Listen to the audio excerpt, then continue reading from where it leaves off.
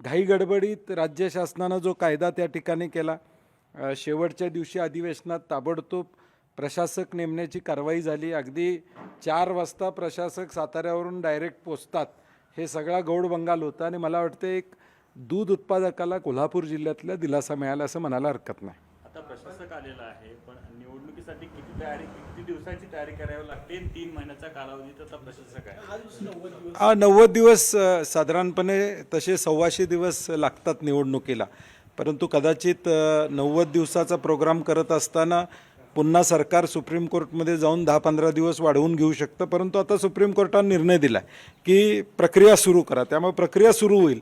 अनेक 10-20 दिवस वाढले तर जिल्हा परिषदच्या वेळी पण वाढलेलं, तसं परत 10-20 दिवसाची मुदत सुप्रीम कोर्टात मिळू शकते।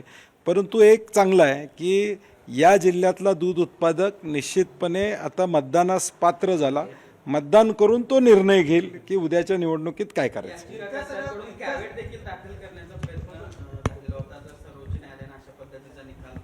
नाही, मला वाटते जे मुद्दे सुप्रीम कोर्टासमोर त्या ठिकाणी आले की डिसेंबरमध्ये ही प्रक्रिया साधारणपणे त्या ठिकाणी सुरू झाली होती। हा कायदा केल्यानंतर